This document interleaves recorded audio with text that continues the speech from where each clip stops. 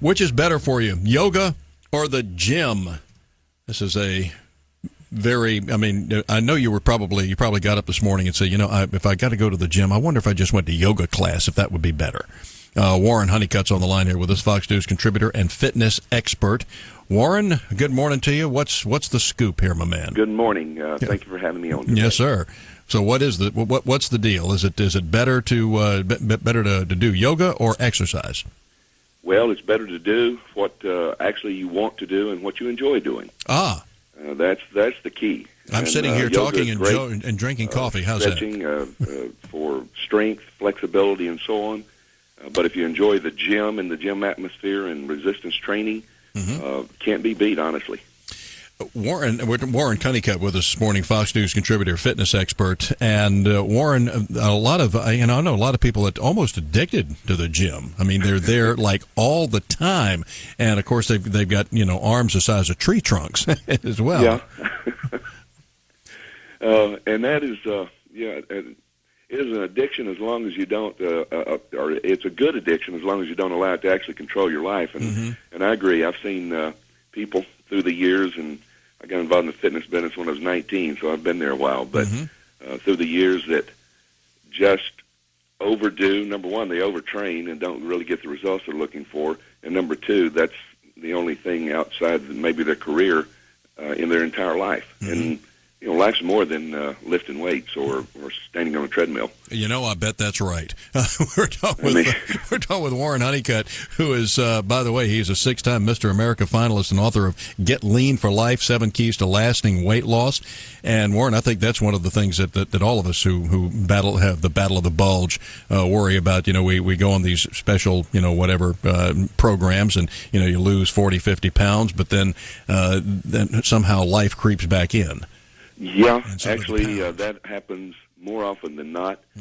Statistically, about 90% of us that lose weight and lose those pounds gain them back within 12 months. And the biggest reason for that is people don't take a minute to decide and come to the conclusion that this is going to take time and it's a better way to live, and we really need to take care of our bodies, because that's the only place we are ever going to live. So, it's a good idea to pay a little attention to it. At least while here, Warren Honeycutt with us this morning, Fox News contributor and fitness expert. Warren, what is the difference between yoga and regular exercise in the gym or something? Well, resistance training, which most people think about as weightlifting, but it can be, machines or cables, right. Dumbbells, barbells, any and all of those are resistance training. And that activity is fantastic for tone, shape, and trim. The other, as it relates to, not aerobic, but yoga is less stressful on the bones, joints, and so on. If people have, back or knee problems, yoga is a great way to go. It's great for strength. It's great for also the mind control that comes with yoga. And I've not ever myself been a huge participant in yoga, but I do have a background in martial arts, and there's a lot of, crosses in those two activities. Right. So, and again, it is something that I encourage everybody to look at what they're doing or not doing and decide what is fun. And it becomes fun, then it becomes easy. When it's easy, we enjoy doing it. That's an excellent point. Fitness expert, Fox News contributor, Warren Honeycutt with us this morning. Warren, what are the advantages? You mentioned martial arts and things like that. And I think that's something that we should start kids on, or everybody on, probably at a younger, sometimes younger age than what people might think. Absolutely. What would be your recommendation? My recommendation, as it relates to resistance training, I don't recommend at all that people do it before puberty. Now, during puberty, they have their hormones and everything that they should be, and they gain a lot with it.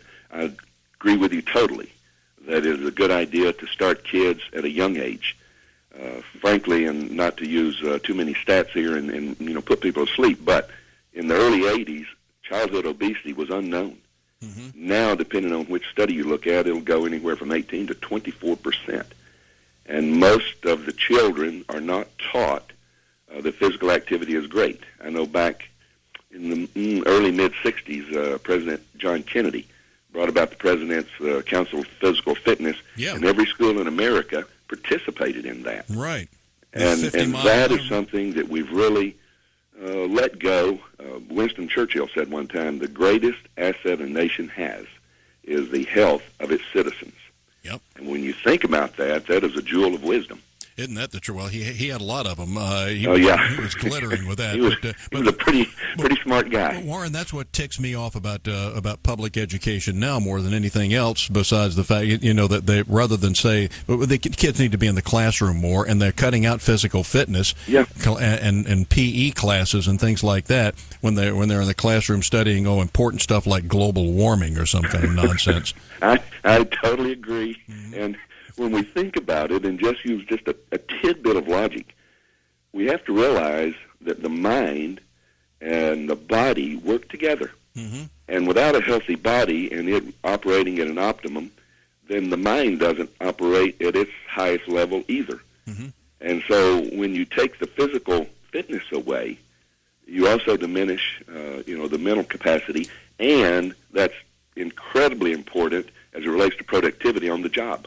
Not a new concept, Warren. Somebody once said physical fitness and mental fitness go hand in hand, and that was Plato. Yeah, absolutely. I remember that quote. Great quote. Warren, thank you very much. Where can we find more information? Well, you can go to getlean.guru and find a lot of health and fitness ideas and articles by NutriHand and other people. Great. Thank you, sir. Pleasure talking with you. My pleasure. Thank you. Have a great day. You too. Warren Honeycutt, six-time Mr. America finalist. Get Lean for Life is his book, 7 Keys to Lasting Weight Loss.